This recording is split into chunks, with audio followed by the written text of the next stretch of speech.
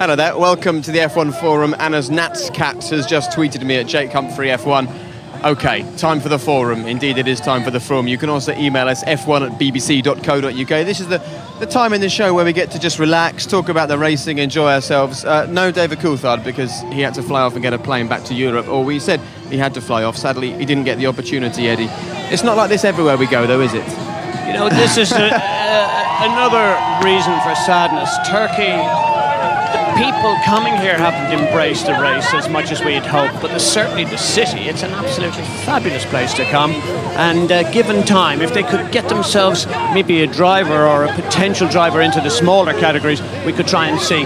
That's about the only thing that's going to make this place stick and make it last. Bernie said he wants to continue here. I'd love to continue here, but I think economically, just doesn't seem to all add up. Sure. Well, David Coulthard is still signing autographs somewhere. We expect him to make it back into Europe sometime in about 2012. But it's not only David Coulthard fans around here. I want to introduce you to a man over here. Look at this. He is wearing a Benson and Hedges Jordan shirt, probably circa 1992 or something. Can I just ask you, why did you love Jordan so much in their heyday? Oh, very, very. I'm from Moscow. I love team of Jordan, very love. Я плачу, короче, что он ушел. Well, I don't speak Russian, but I think I understand what that means. You love them so much they made you cry, huh? What? Fantastic. Oh, Eddie, how nice is that? I very cry. Very cry. I love it. Okay, thank you very much. Nice to meet you all, and well done for supporting the Turkish Grand Prix and being here today, guys. It's fantastic of you. Well done. And look at this, people from all over the world. We've got Australian flags, we've got flags from Moscow, and yes, a few Turkish flags, and even a David Coulthard McLaren top from 99. Looks like a 99 to me. Well done, look at that. Jordan and Coulthard fans everywhere we go. How nice is that, though, to still see people I can't imagine. It must be of some sort of quality to have lasted and stood the test of time. I don't think the only Jordan product they ever made that was decent. Steady now, that's not of course. fair. Is it we nice? Always gave good value, honestly, believe me. Yeah, I bet. I'm sure. How does it feel, though, to see things like that and to be reminded that actually when you were racing, for you, yes, it was business, yes, it was your job, but actually you made people in Russia cry, you know?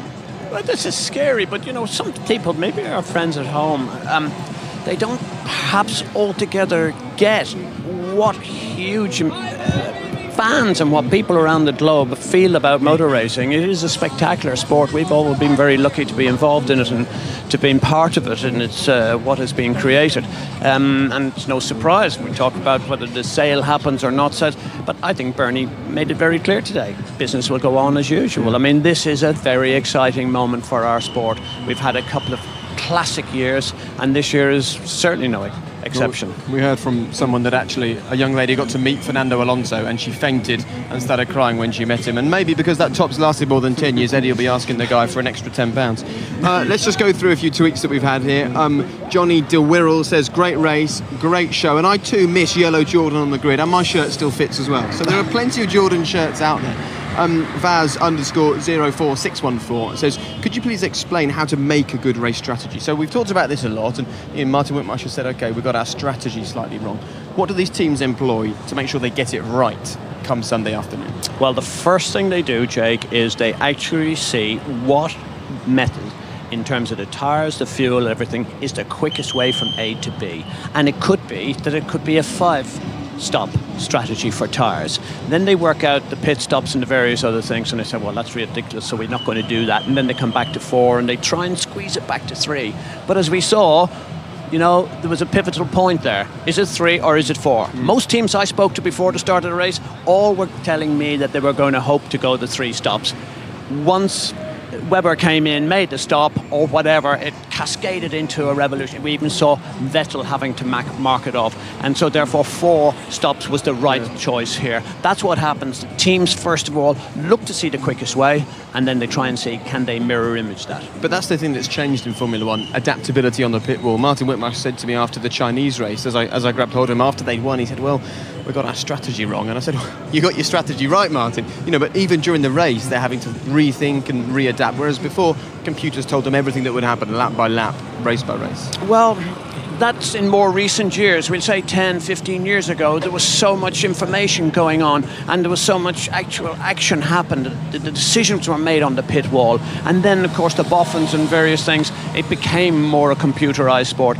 I'm actually personally pleased that now the human element is back into it. They're having to actually see what is the temperature of the tyres. Can the tyres make 12 laps? Can they make 14 laps? Where are we on the fuel? All of these aspects. Because the big thing is the change in regulations, DRS, KERS, the tyres. It's been fantastic. We just need to be careful that there isn't too much. Yeah, of course, the good thing about DRS is that they can change it as they go along, and they may well look at today and think, to be honest, I think we need to change things. Let's just bash through a few really very quick questions on Twitter.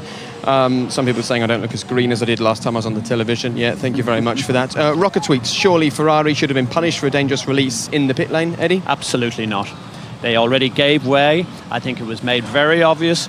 Fernando, it was not Fernando, it was Felipe. He didn't challenge the position. He allowed Lewis to go. And that's very often the case, either going over a line or various different rules inside Formula One. When you give up the position so quickly and avoid any sort of danger, you've taken your penalty, you're allowed to go. I think the right decision was the one today. Okay, a few people asking me what's wrong with Escape to the Country. Savage Poppy is amongst them. Nothing wrong with Escape to the Country. If I was at home though, I'd press the red button and watch the F1 forum. Loads of questions actually coming in about the unsafe release. Okay, yeah, a few tweets that I also can't read out as well, but it's those slightly awkward moments that we love the F1 forum for. Jake, don't worry, I'll cover for you, Jake, because you covered for me on the time that I completely forgot Jensen's question, which I'm still being ridiculed about every day. Yeah. Should we not mention that though? I already have. Okay, nice. Let's move on then. Let's have a look at the highlights of today's race. I expect it will be a couple of minutes of overtakes and pit stops, but all the same, how dramatic and how exciting. Let's enjoy it once again.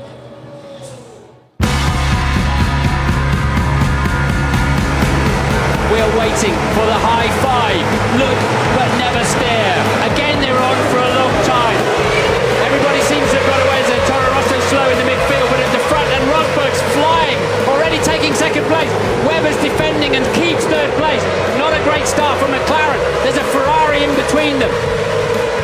Michael Schumacher away pretty well too, but still Webber's defending against Lewis Hamilton. And Hamilton has the line, but he's gone wide. Hamilton would have had the line into fourth. Now he's side by side with Button. And Button is through and will have a better turn in to 5 at the bottom of the hill.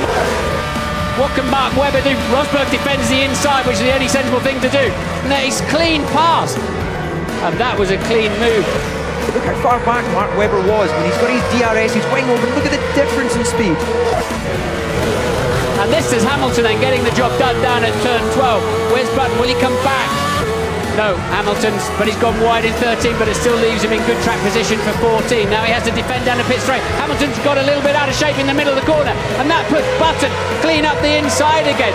So Lewis a bit eager on the throttle.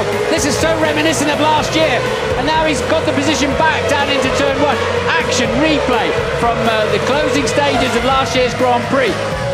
Rosberg is down in the 12, and look at that, Button right in there as well. Can he take advantage of the situation?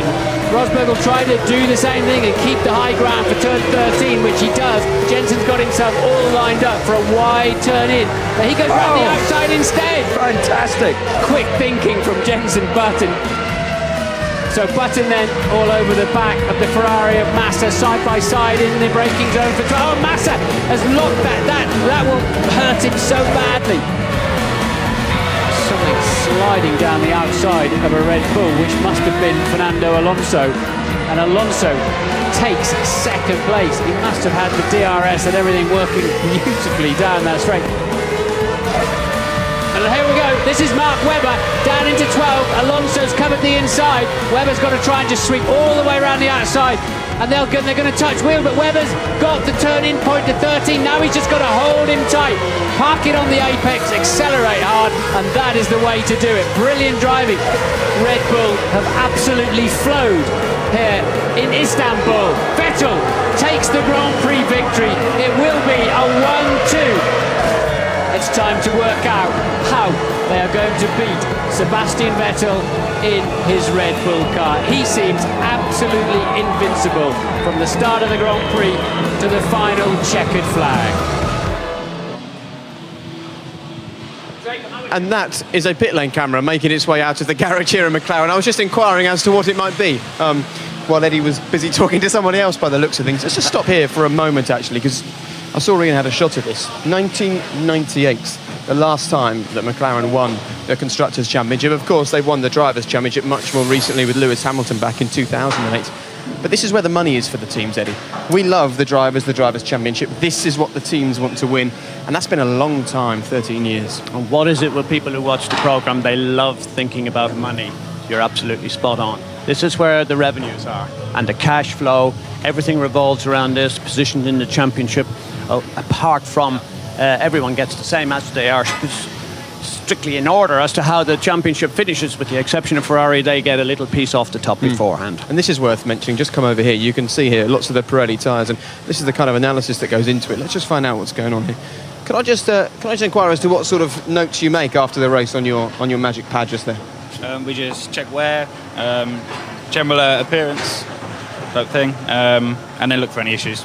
And we get plenty of messages about what happens to the tyres, what happens to the excess rubber. Are you sorting out children's playgrounds up and down the country with recycled rubber or something? Exactly, worldwide. Is that true? Yes, no. Oh, okay, I thought for a minute you were going to do great things for Pirelli's green responsibilities. These are there. the most secretly sought after, and they will destroy them and cut them. I presume, is that what they do?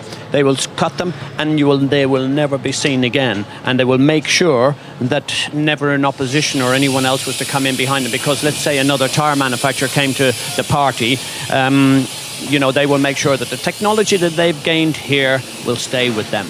Okay, well, I won't tell you then that it said in blist and out blist. I'm sure someone knows what that means, but I don't. And we were expecting to see these being used this weekend, weren't we? Both the intermediate tyres and the wet tyres as well. And actually, the cars ran with these on Friday, didn't they, Eddie, in free practice? Well, and to be honest, got very little grip on the track. And our friend, the race winner today, did very few laps because he totally destroyed his car. And really, when you consider lack of Friday, he just had yesterday, Saturday, and the qualifying, and today, I mean, it even endorses even further how strong he was this weekend.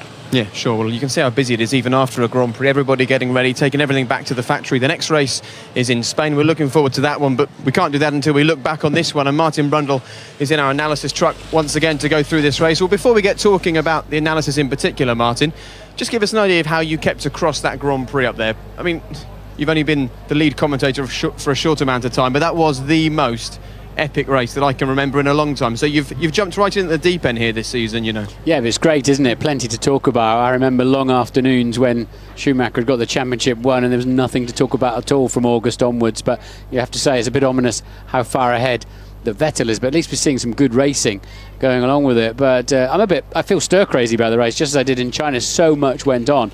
I'll have to go home and think about what actually happened.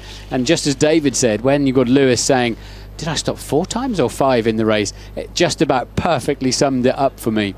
But what we're going to have a look at is the start of the Grand Prix that does involve Lewis Hamilton actually quite a lot as well.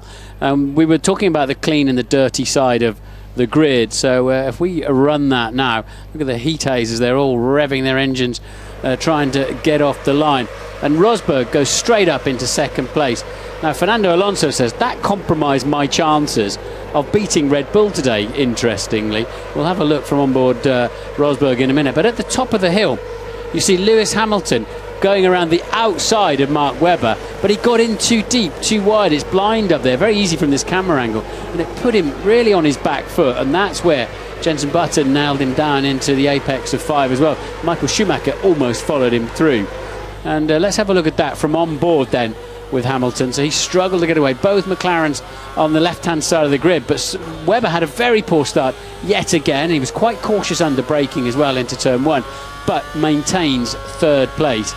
Now look at the top of the hill there. You can see absolutely nothing. We're doing about 170 miles an hour, and as Lewis pops over the top, there's no grip, and that is then you'll see Alonso goes through critically, and Button then on the inside. So Lewis did very well to bring that back to 4th place later on in the Grand Prix. Let's take a look from on board Nico Rosberg, who got the perfect start, just the right amount of wheel spin. Defended, took the middle line into the first corner, and is now in a comfortable 2nd place.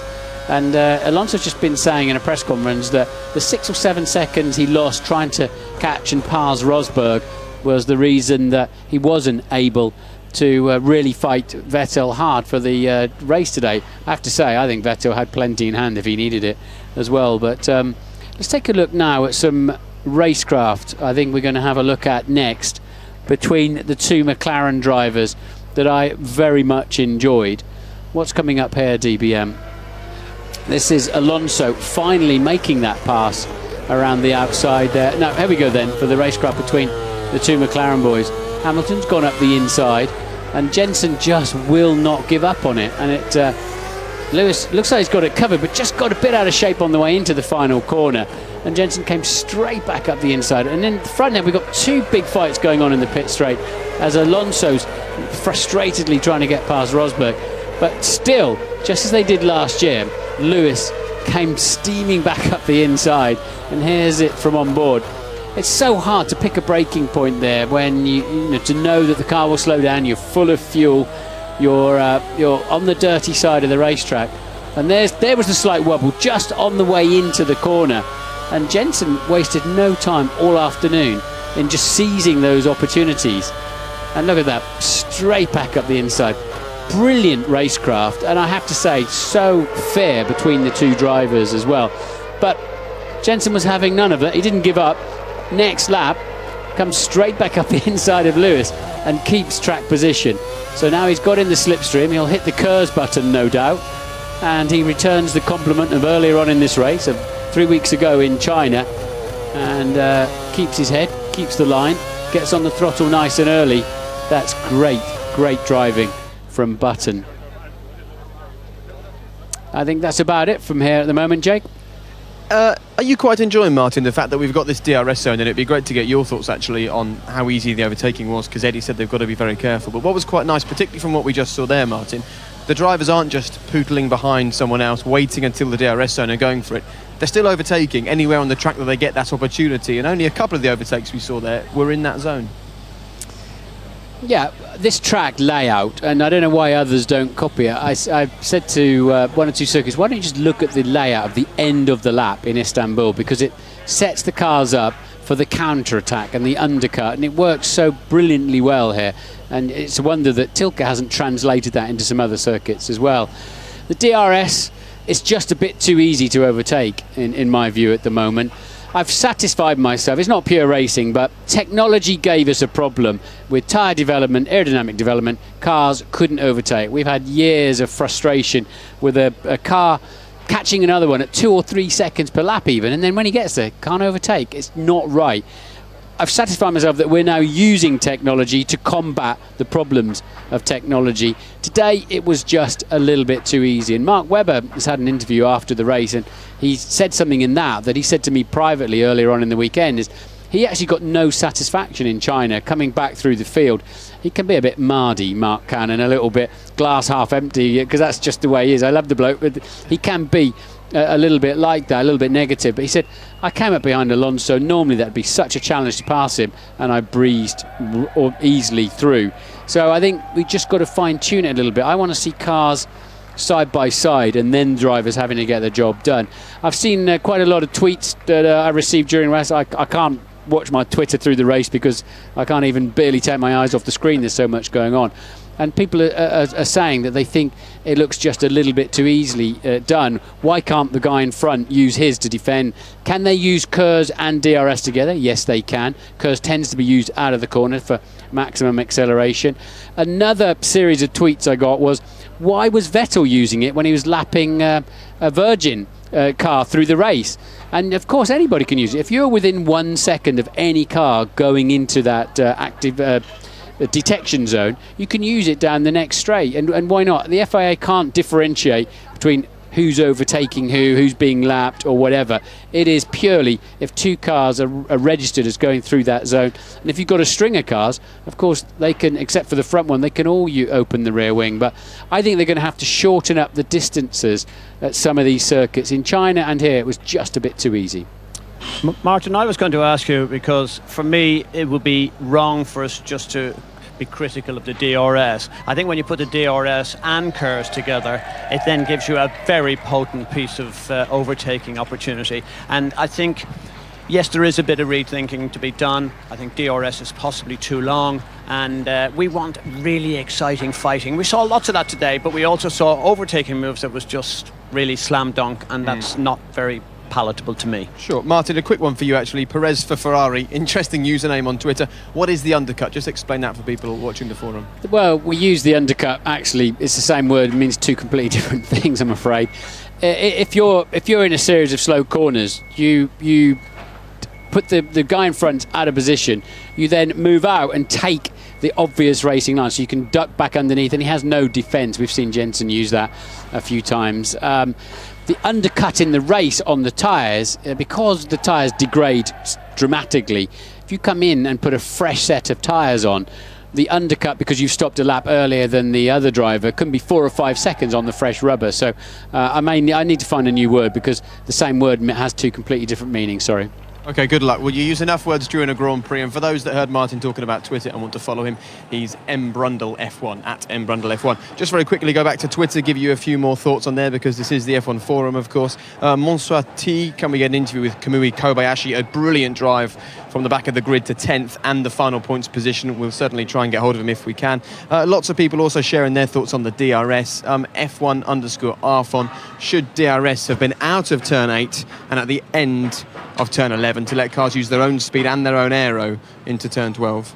Well, that's a reasonable, opportunity to look at, because the situation was it was just too easy given the big drag. You had to come up a hill, and you had that undulation, giving the opportunity with the car with less drag naturally was going to draw past. Plus you had, the slipstream effect as well, and then you had the potential curse. It was just altogether too many things, given the advantage to the guy behind, and we don't want to see that too often. I mean, if it's there, it's there, but not too often. Sure, and David Stewart actually enjoys watching Jake and Eddie off camera on the TV behind Martin as much as Martin doing the post-race analysis. We also enjoy that as well. We did notice, and you put whatever that, we're not allowed to say what that is, but that was up against the camera.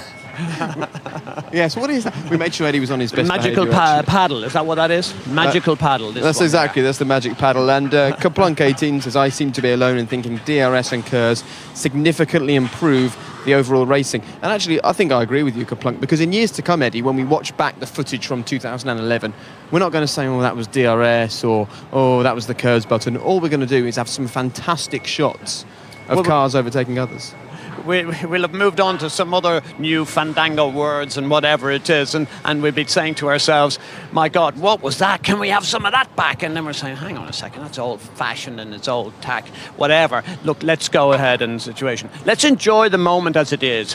2 years ago, we were devoid of overtaking opportunities. We had crashes at the first corner. Now we have much more sensible racing, everyone in it, everyone giving a fair old crack at it. And what is nice is people like Kobayashi, who the last Twitter you mentioned, he's able to come from right at the back to come up to score a point. And we saw exactly what Webber did, more or less the same, only to bigger effect in China. This, I think, is very interesting, and it would have been nice to track what Kobayashi did in the race, but there's so much else going on. That's the thing, isn't it? Is you hardly keep across what he's doing. Well, teammates coming together was kind of the order of the day. We actually saw Renault getting friendly with each other on the way into the pit lane.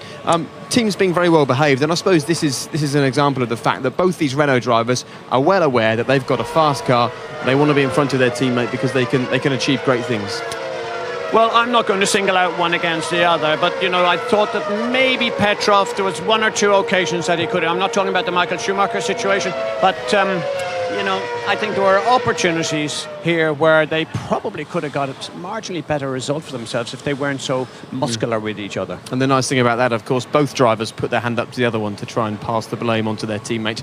Well, let's hear now from the Renault drivers in today's race. Nick, you had a little coming together at one point with your teammate. Just tell us about that. Yeah, it's not nice. That shouldn't happen. He just pushed me wide, and we made contact. This is not a safe thing to do. Not totally happy with the race. I'm happy with the pace, which was good. But I was in traffic most of the time, and if I would have had a bit more free space, could have easily got a better result. But at least we have the race pace. I just have to find out why in quali it didn't work out yesterday. What's your thoughts on the Renault car at the moment? They started the season with this new radical exhaust system. Everybody said that's actually a cut above the rest at the moment, bar the Red Bull, slipping back into the midfield actually. Well, before we put them back in the midfield, they came in with a lot of disruption about their driver lineup. Nick Heidfeld has come in at the last moment, done a good job, got a podium, and they've started the first two races in fact, on the podium. So now you see where the big teams, the big money, the resource, the technology, the people like Ferrari, the people like maybe not Mercedes just yet, but you see those emerging, and that's going to be a trend. Anyone who really thought that Renault, as we know them as, were going to be able to compete at that very high level, I think it was always going to be a very short period of time. They've enjoyed their honeymoon. Let's hope they can be competitive. I think they're strong top 8 finishers. Are they ever going to be on the podium again? My guess is I think those days are gone. Okay, well, we can have a look at that moment again. This time we can actually see what it was like from an onboard position of these two drivers coming together. We saw plenty of this kind of thing throughout today's Grand Prix, but you can only lay the blame there at one person's door, Eddie. Well, I think Petrov has emerged since last year. I mean, we used to be critical. No one ever expected him to have a race even this year. And after what he did last year was amazing as far as I was concerned, particularly in Abu Dhabi. He retained his seat and he's gone on from strength to strength here. Okay, well, if you look slightly to our left here, and you can see the great big Ferrari trucks preparing to make their way back to Europe. Ferrari were told in no uncertain terms after their last race, you've got to be quicker. You've got to start picking up points, and today Fernando Alonso had a fantastic performance. He finished on the podium. Let's hear from him now. Is that one of your friends? Fernando, a strong race from Ferrari, from yourself, mixing it up with the Red Bulls. Is it nice to be back on the podium? Yeah, finally we enjoy racing. I think the first 3 races we struggled a lot more, and here we felt competitive from qualifying yesterday, and today in the race the pace was good, able to fight with Webber. And this is hopefully the first step of our recovery. We heard you on your team radio speaking to Andrea in Italian. You normally speak in English. Are you hoping that people from Red Bull don't speak Italian? Well, maybe the other teams now they need to have one Italian guy in the teams. No, I think it was just that word and that phrase that it came in Italian from him, and I answered. But normally we speak in English. And just tell us, we saw you passing Webber towards the end with the DRS, and then he passes you back. Do you think at any stage it's actually getting too easy to pass? I mean, people complain there's no overtaking. Now we're complaining there's too much overtaking. But do you think you should be battling harder out there? No, I think it was fine. It was fine. Obviously, the overtakings we saw today were made more for tire difference or tire performance difference than the DRS. I think when we follow also Rosberg in the first couple of laps, it was impossible to overtake him, and then when he started having a lot of degradation, it was very easy to overtake him. So it's more tire related than the DRS. So you like the new rules, you like the strategy, this form of Formula One? I think we are getting used to. For sure it's a new Formula One compared last year. It's what the people ask, more show, more pit stops, more overtakings. It can get a little bit confused for people because you can follow the first 3-5 guys, but you cannot follow the 14th position because it's already too many stops. But if they are happy like this, the important thing is that we have a lot of people in the grandstand, we have a lot of people in front of the TV, and hopefully this year is better. Well, it's certainly looking better today, and let's give Fernando Alonso and Ferrari the credit they deserve. That was a fantastic drive by Alonso. Yeah, he probably gets my driver today. The other people I was thinking about was Kobayashi and, of course, Vettel.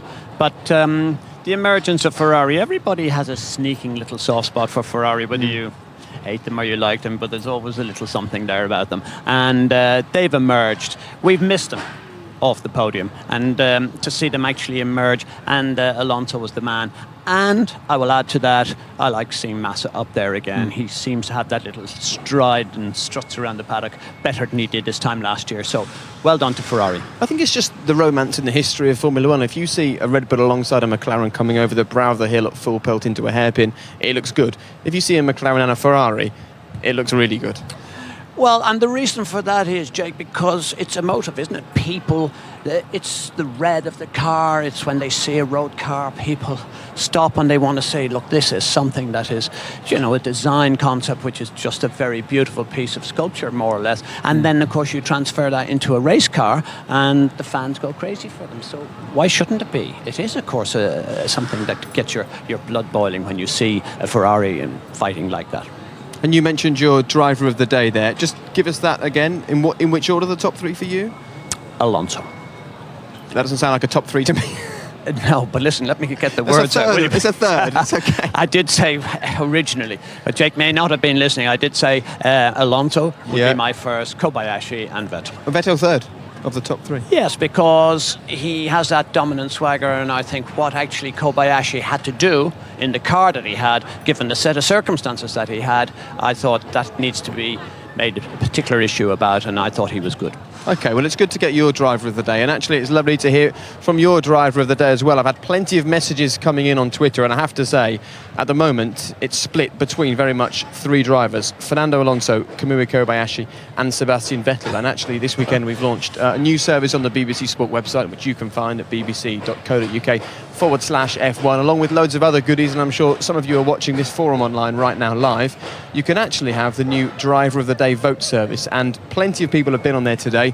They've all placed their votes, and I can now announce in the following order, 3, 2, 1, it was in third place, driver of the day, Kamui Kobayashi. An amazing amount of overtakes. What do you think? He got just under 20% of the vote, 17%, but to come from the back to the front, it's what he does, isn't it? Yeah, and he does it with style and, you know, precision. When he makes his move, it sticks. Lots of people don't quite get it done as well as he does, and he has that extraordinary ability to be able to dance the car around the corner and without hitting too many things. He doesn't crash a lot. That's what I like about him as well. 17.9% in second place in your vote for driver of the day, Sebastian Vettel. Now that's interesting because Sebastian struggled at the last race. He lost it from the start when he was on pole position, had a big crash here on Friday, but dominated pole like we haven't seen in a long time, and actually drove the perfect race, but only 17% of the vote at home.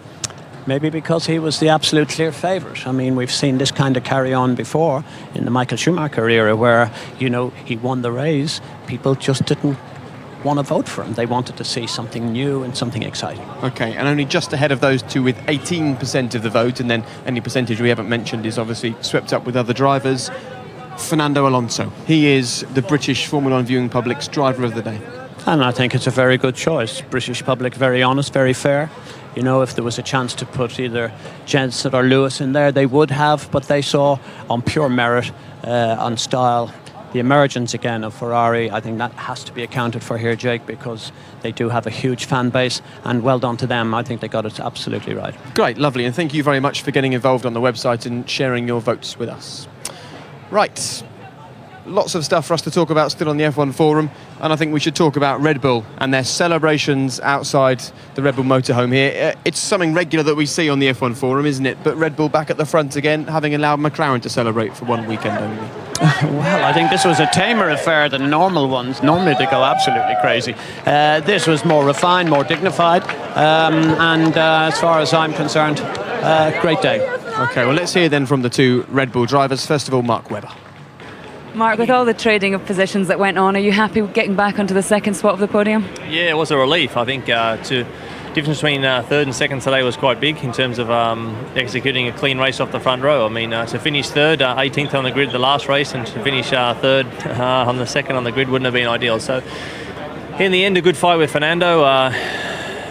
Made a little bit heavy weather of it in the middle part of the race on the options. Obviously, the race that Fernando and I had opened up when obviously Seb got the buffer with Nico, and then the team pitted me quite earlier than I expected, because obviously they were worried about then the undercuts coming into play, because there was a gap outside where we could come back into. So clearly Ferrari and us guys were looking at the same gap.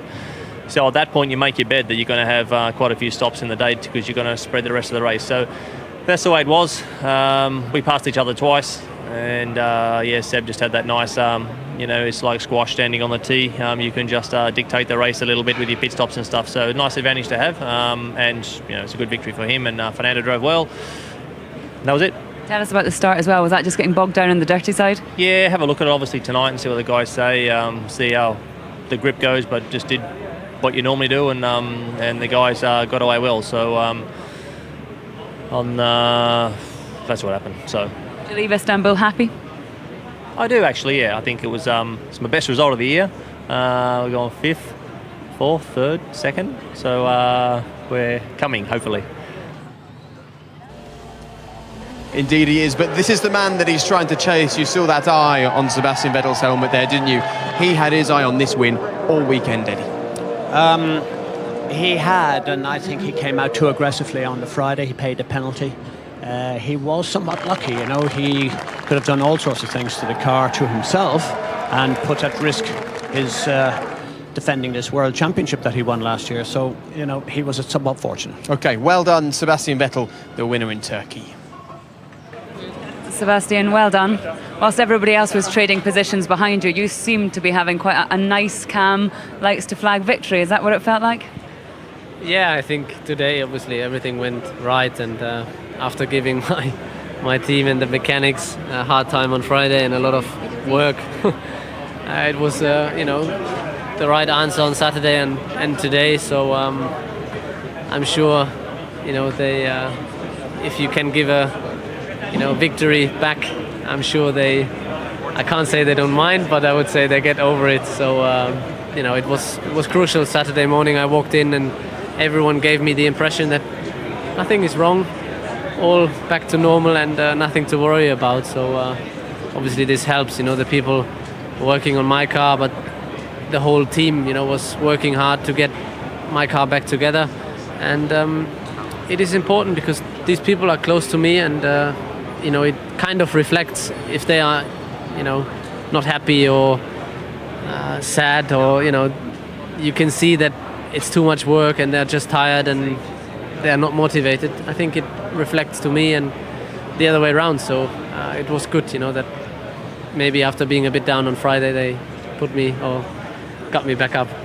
Today in the race, when you came in for that final pit stop, was that just, it must be a nice feeling to be able to do that if you need to, that you've built up that lead? Yeah, I mean, of course, I think it was important. We had a very good start, and then the first in, we were able to get a gap, and really could always benefit from that cushion. So we could afford to run a lap longer, or maybe 2 laps longer, even though the pace was worse because our tires were old. But to waste this 2-3 seconds of race time, but then having a fresher set, which helped to give an answer for the next in. And in the end, obviously, I did 6 laps, pit again, and another 10. So it was very short runs. But I think the right thing to do. Imagine the safety car comes out. You need to have the tire to respond and to answer. So all in all, it was very seamless today. I'm sure you'll tell me it's too early to think about it, but but it must be nice to have that little boost at the top of the championship. You're building up a nice lead. Yeah, of course it's nice. Judging what we have done so far, we can be very happy, but we cannot judge what will come up next. So we have to, keep exactly doing what we are doing now, go step by step, and try to race every race and see it as its own, and try to get the maximum out of the car. There will be, days where we will get beaten for sure, but then it's about minimizing the loss. So today, I think, all these things are too far away. We can be very happy. We finished first and second. Great result for the team, so can't be much better, I guess. There will be days when they're beaten, he says, still making sure that they don't get complacent down at Red Bull. We'll talk about what the future holds for them in just one moment. First, a mention of Paul di Resta, his most difficult and disappointing day, I guess, as a Formula One driver. It's a very short career so far, just a few races, but a retirement for him. Well, actually, he was told to turn the car off, so there's obviously some gremlin in there that he wanted to protect the engine. They've only got limited number of engines. I think it's 8 for the whole season, so they probably wanted to protect that. probably wasn't going to score a point from where he was. Decent performance. I think Paul di Resta has nothing to be ashamed of. In fact, he can be very proud. What he's doing in this car, what he's doing against his very respected teammate Adrian Sutil, I think is very noteworthy, and I think his name has come up as a potential Michael Schumacher successor. Yeah, because he went through the DTM program driving for Mercedes, and you think there's credibility to those reports that we've read? I think Mercedes have this philosophy. They have a kind of you part of the group, you're part of the school, we will help you if you deserve it, and if you've merited the very exalted position of coming to our Formula One team, then you will have done so as being part of that schooling. He is part of that schooling. There is no reason at all why he couldn't wind up in a Mercedes team. We'll wait and see. Watch this space. And that's a nice positive way to end this week's forum. Thank you very much for all your tweets. It's been really good fun today to see what you guys have had to say about the racing and chat to Eddie about various bits and pieces. And nice to still see Jordan memorabilia going strong all these years I thought later. we'd forgotten we'd agreed to forget all that stuff. That's far too back in the memory bank. I'm not even sure I can recall it very well these days. I'm sure you can. You can certainly recall this race, and you certainly know what it means for Formula One going forwards. Where do you think it leaves us as we head towards the European season? Well, interestingly enough, Barcelona followed very quickly by Monaco. I am so intrigued as to how the DRS will operate there. Different styles of track, and particularly Monaco will be a fascinating encounter because you've got the DRS, you've got the curves, and you've got a whole host of opportunities. Will it stick there? I don't think so. I think we will go back to what we've been used to, but who knows? I've been surprised already with this season. One never knows how it's going to play out. There you go. What a lovely way to end. Thanks very much for pressing red. Thanks for watching us online. Thanks for being part of the F1 Forum. And we will see you in a couple of weeks' time when we head to Spain. See you there. Bye-bye. Along the avenue of hope, the footsteps falter, the fingers grope, and the days stretch out beneath the sun.